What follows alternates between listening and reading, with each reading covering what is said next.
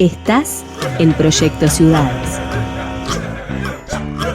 Dale al botón de suscribirte en YouTube. Es gratis y nos ayudás a seguir creciendo.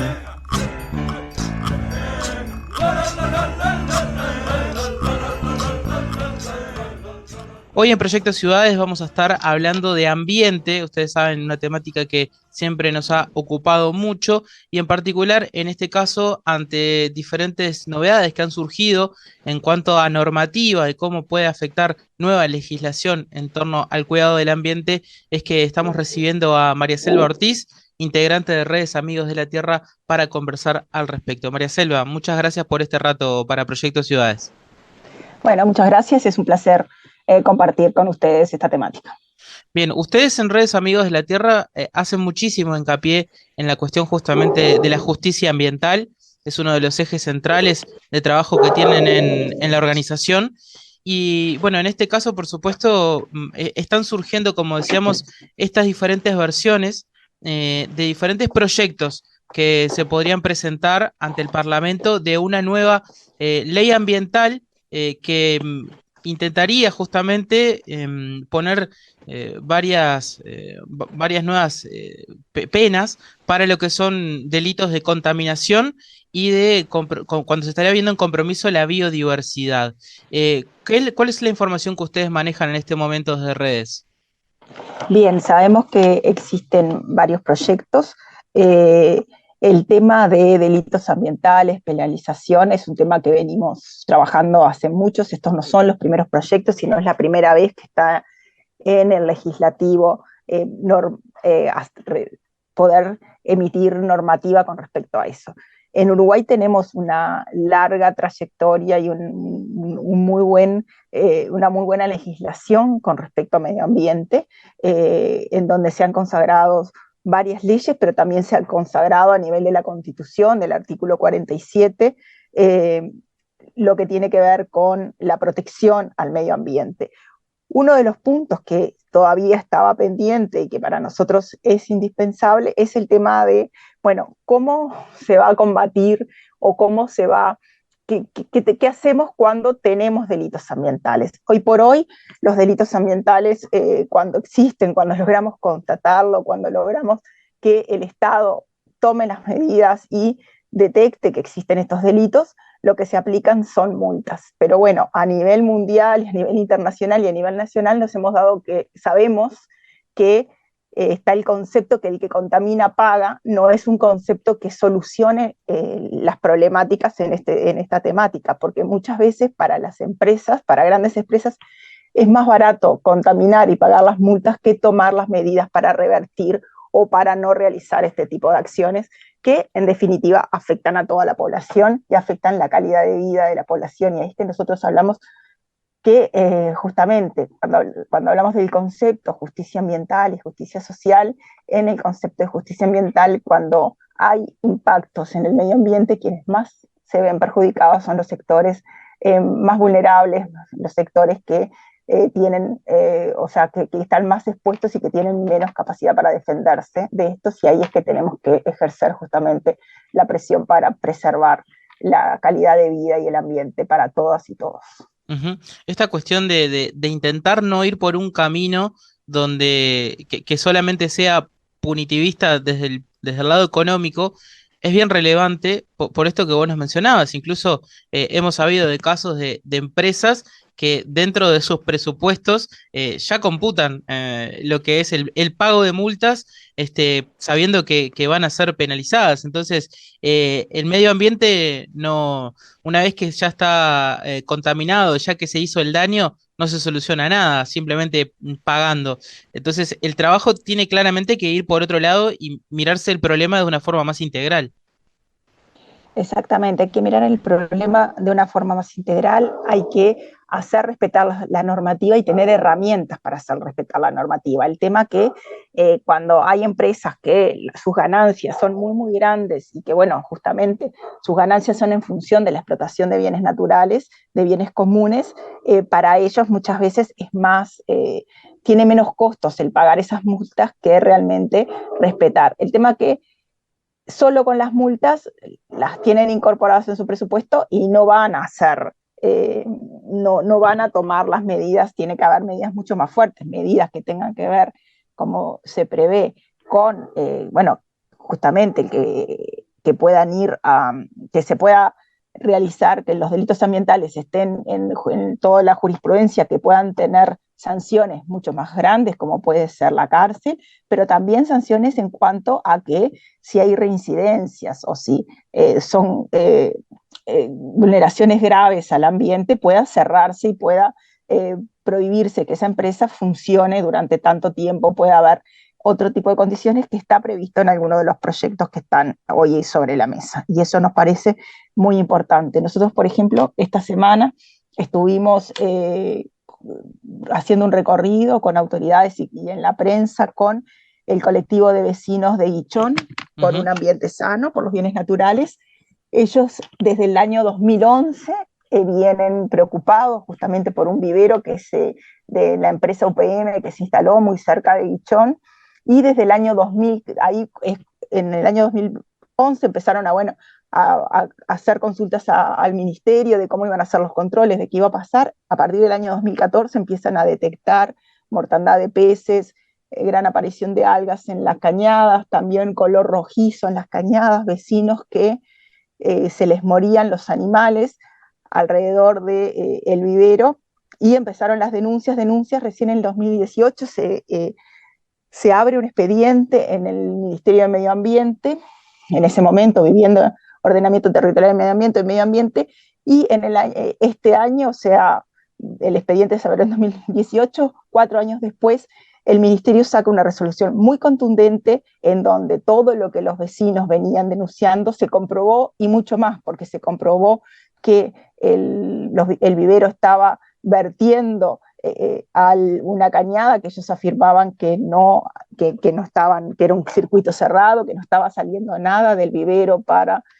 otras fuentes de agua en la zona, que ellos ya recibían el agua contaminada, que era por eso, pero además negaron en todo momento esa problemática que tenían y negaban darle al ministerio cuáles eran los plaguicidas que estaban usando dentro del vivero. El Ministerio de Ganadería hace los análisis a los efluentes y a la cañada y descubren que se está utilizando 17 productos, 15 de los cuales estaban prohibidos para el uso en Uruguay, en ese vivero. La multa, salió la multa, le permitieron los descargos a la empresa, justamente la denuncia, o sea, la resolución del ministerio donde le aplican la multa dice que la empresa negó información, que la empresa ha negado, y el ministerio detectó que había vertidos a la cañada que no debería haber, hace toda una comprobación de hechos y le pone una multa que son en realidad $25.000, que para la empresa UPM es insignificante con lo que gana diariamente en sus emprendimientos en Uruguay. Y también ahí decíamos, bueno, pero el no haber dado la información al ministerio, haber mentido al ministerio hasta último momento, negado que estaban utilizando esos productos, también es una cuestión que tendría que ser pasible de otro tipo de suspensiones o de acciones por parte del Estado a la empresa, y hoy no tenemos esas posibilidades en cuanto a normativa, a no ser ponerle las multas, exhortarlos, decirles. Y bueno, lo lamentable fue que además el Ministerio de Ganadería aprobó 9 en un decreto, primero 9 y en otro después 5 de los productos que estaban prohibidos que los puedan utilizar. Algunos productos que, por ejemplo, algunos agrotóxicos que, por ejemplo, están prohibidos en la Unión Europea, o sea, la casa matriz de estas mismas transnacional, no podrían, en el país de su casa matriz no los pueden utilizar. Entonces acá es donde nosotros también hablamos de, bueno, que a estas empresas también tenemos que tener otro tipo de controles, porque cuando ellos vienen acá dice que usan las últimas tecnologías y las mejores, y el cuidado del medio ambiente, cuando los escuchas, es de sus principales banderas. Sin embargo, vemos en realidad todo esto que ocurre, y cuando no respetan la normativa nacional y presionan para que la normativa nacional incorpore, por ejemplo, plaguicidas que en su país de origen no podrían usarlo. Claro, y ahí está la explicación de por qué vienen a parar a lugares tan lejos de su país de origen también, muchas veces. Te hago dos preguntas en una. Primero que nada, conocer, digamos, a grosso modo, cuál es la normativa actual vigente en materia de ambiente y de contaminación, y después, si existe dentro de esa normativa algún apartado que contemple justamente algún tipo de leyes especiales cuando se hablan así de megacorporaciones o de desechos industriales, digamos, o si es una ley que está muy escrita por arriba y que habla de contaminación en términos tan generales que se puede entreverar todo entre lo que es un ciudadano tirando basura en un lugar con una mega empresa multimillonaria. Bien, lamentablemente no tenemos cómo hacer esa distinción que estás hablando. En realidad tenemos claramente el artículo 47 de la Constitución que estableció que la protección del medio ambiente es de interés general y que las personas deben abstenerse de cualquier acto que cause depredación, destrucción o contaminaciones graves al medio ambiente. Eh, Ahí nuestra Constitución hace el marco para una cantidad de legislación que vino después. Y la legislación, por ejemplo, la Ley General de Protección del Ambiente, que es del año 2000, que, bueno, que establece que cuando un emprendimiento viene a instalarse, tiene que solicitar determinados permisos y establece una cantidad de reglamentación.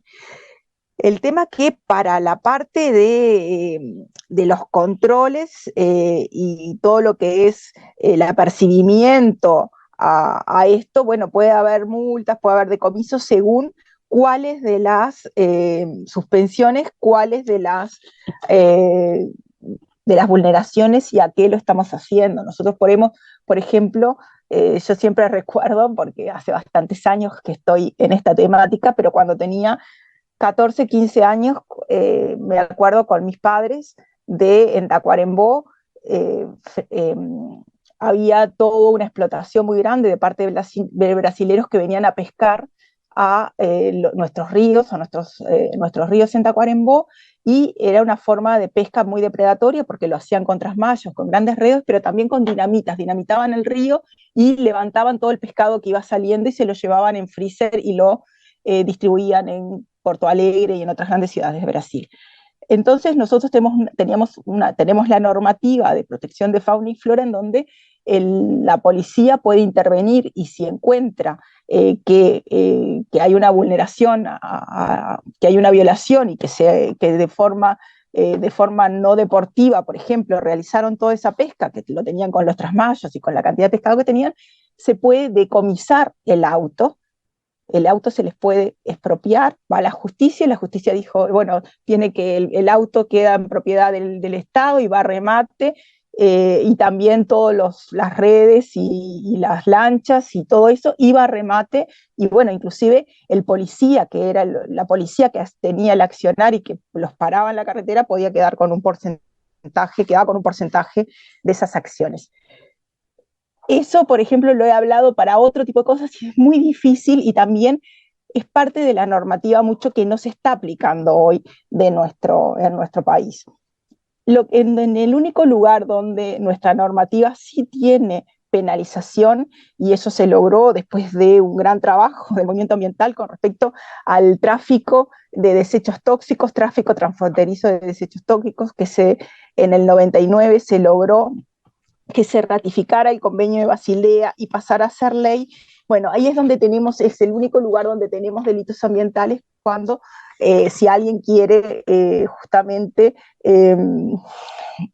traficar desechos tóxicos, desechos contaminantes que están bien definidos. Y bueno, a nivel mundial esto es muy importante porque, bueno, hay un gran interés por parte de los países desarrollados de mandar su basura contaminada a otros lugares, y lo hace en realidad, lo está haciendo. Y bueno, nosotros en el 99, ante un proyecto que había concreto para importar lodos de la ciudad de Nueva York, en nuestro país logramos, después de un gran movimiento, de un gran trabajo, ratificar este convenio, y que cuando se aprobara la ley que ratifica el convenio apareciera el tema de justamente que fuera un delito ambiental con una pena, con años de cárcel y pena para quienes estuvieran detrás de estos emprendimientos. Pero es el único lugar en la normativa que aparece la penalización de esta forma. Claro. Después, todo el resto tiene que ver, todas las leyes tienen que ver, bueno, justamente con la parte de lo que es multas, lo que son contralores, lo que puede ser algún tipo de sanción, pero que no va más allá. Hemos visto también, por ejemplo, recuerdo el caso más emblemático y de la multa tal vez más alta que se le puso a un productor en Canelones que estaba fumigando con glifosato sin respetar distancias, aparte había perjudicado, o sea, a los vecinos en su producción y como era reincidente se le puso grandes multas, pero tampoco el Estado tiene cómo cobrar esas multas en muchos casos. Pasan años y vienen y van y las personas logran zafar de eso y reincidir sin ninguna otra consecuencia, que en ese caso del médico Castilla veíamos que ocurrió y teníamos los vecinos seguían teniendo graves problemas. Y también está el tema que tampoco hemos podido aplicar de cuando hay perjuicios, o sea, por ejemplo, en el caso que los vecinos perdieron toda su producción, ¿quién indemniza Claro. En esos casos los delitos ambientales? Y eso tiene que ser las propias empresas que lo producen, no solamente tienen que los responsables cumplir las penas que establezca la ley, sino también poder justamente cubrir todo lo que el daño que produjeron en los vecinos, en los productores, en los otros temas que hubieron, los otros perjuicios que provocaron en el ambiente y los efectos que tuvieron productivos a los diferentes actores. Claro, vos acá tocas un tema bien relevante en todo esto que nos contás, que es que, por supuesto que la normativa es un aspecto vital, pero después cómo se termina aplicando, qué capacidad de control, cuánto presupuesto también el Estado invierta justamente en poder que esa normativa que está vigente sea aplicable, alguien la fiscalice, alguien la lleve a cabo, alguien la reglamente de la forma correcta, es casi tan importante como la normativa en sí misma, ¿no? Sí. Por ejemplo, en el caso del vivero de UPM que estábamos comentando, pudimos ver el testimonio de un vecino que decía que, bueno, que en su campo, en una zona de su campo antes era campo, ahora es un bañado producto de todos los efluentes del vivero, pero se le han muerto vacas, han tenido problemas de vacas que estaban preñadas, que los terneros murieran dentro de las madres y con todas las consecuencias que eso tuviera, abortos naturales en las vacas. ¿Y eso quién le paga? ¿El productor todo eso que perdió? Porque, bueno, como le decían a los vecinos que no tenían evidencia científica de todas esas cosas que estaban denunciando, de todas esas cosas que estaban diciendo, hasta que lograron que el ministerio hiciera los exámenes y lo comprobara, pero para eso pasaron años, al productor también le pasaron años, y todos los animales que se le murieron, toda esa parte de campo que no puede utilizar y que no puede poner ningún animal porque sabe que si lo ponen se le muere, nadie le ha pagado a ese vecino los perjuicios que le ha provocado a la empresa UPM por el mal manejo de su vivero en forma irregular y que ahora, bueno, justamente está trabajando rápidamente porque se logró el Estado entrar, confirmarlo y porque justamente ante la presión, en el día de hoy iba la Comisión de Ambiente a hacer un recorrido del Senado, hacer un recorrido, una fiscalización de lo que estaba pasando ahí, justamente entonces ante esa presión de los vecinos, ante esa denuncia, ante ese trabajo, la empresa comenzó a tomar medidas, pero después de que pasaron años y que eso tomara estado público. ¿Cuántos años y cuánto trabajo les llevó a los vecinos de Guichón para que esto se manejara a nivel de prensa nacional y a nivel de la opinión pública para que la empresa, sin reconocer hasta el momento lo que ha ocurrido, a pesar de que es muy clara la resolución del Ministerio de Ambiente y lo dice con todas las letras y dice que la empresa mintió, ahora estén haciendo estas acciones? Bien, a modo de cierre, María Selva, que nos hablabas de estas cuestiones bien relevantes, por ejemplo, de no caer solamente en multas económicas, pero que ustedes como organización que trabajan de hace mucho tiempo estas cuestiones, ¿qué aspectos creen que serían así bien relevantes de que aparecieran justamente ya que se va a discutir la normativa ambiental en el Parlamento de nuestro país y que es una oportunidad justamente para introducir modificaciones importantes. Bien, uno de los aspectos que para nosotros tiene que estar no solamente es la penalización con cárcel a los responsables, sino la indemnización, el pagar los costos que produce la contaminación. Porque eso sí también, porque una cosa son las multas que, bueno, vemos que no son, pero sí se calcula todo el efecto y la pérdida de esa biodiversidad que provocaban, poniéndole costos, bueno, que asuman los costos de los daños ambientales que están realizando. Si estas grandes empresas tienen que asumir esos costos, los costos de contaminación del agua, la externalización de costos que realizan a la sociedad y que pagamos todos. Por ejemplo, toda la contaminación que tenemos en nuestros ríos y arroyos, producto del agronegocio forestal y sojero, todos los costos que tuvo que asumir OCE por que el agua ya no le llegaba como le llegaba, empezó a llegar en mucho peor calidad y tuvo que agregar muchísimos insumos para solucionarlo, y esos insumos los estamos pagando. Hubo que poner un impuesto nuevo para que OCE pudiera cubrir esos costos, y eso los estamos pagando todos los uruguayos, todos los usuarios de nuestro servicio público de agua, y ni un solo peso lo están pagando quienes producen esos daños ambientales y esos efectos en la naturaleza. Entonces yo creo que hay hay un concepto de economía ecológica en donde, bueno, ponen los costos que implica, justamente, le pone el precio a la contaminación, y esos costos, para que si no se respetan las normativas que hay las normativas ambientales y se producen y no se respeta lo que dice la Constitución, que debemos abstenernos a contaminar en el caso que esto ocurre, bueno, que esos costos también los tengan que asumir, además de asumir con cárcel esos delitos ambientales, porque las multas, y que el contamina paga, si yo sé que, bueno, que si no hago esto voy a tener determinadas multas, y eso ya lo pongo en mi balanza, en mi negocio, justamente eso, la experiencia a nivel internacional que hemos tenido es que no tiene ningún efecto disuasivo para las empresas en cuanto a la contaminación, al ambiente y en cuanto a la afectación de la salud de los ecosistemas y de la población en general. Bien, estaremos muy atentos a cómo evoluciona este tema y sabemos que tenemos un grupo aliado en Redes Amigos de la Tierra, como siempre, para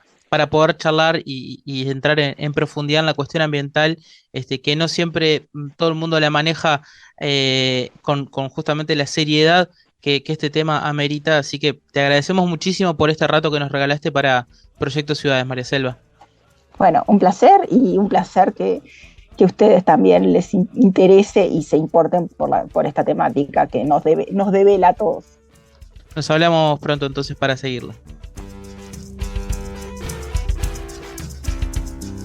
Dale al botón de suscribirte en YouTube. Es gratis y nos ayudás a seguir creciendo. Seguinos en Twitter e Instagram, @ciudadespro.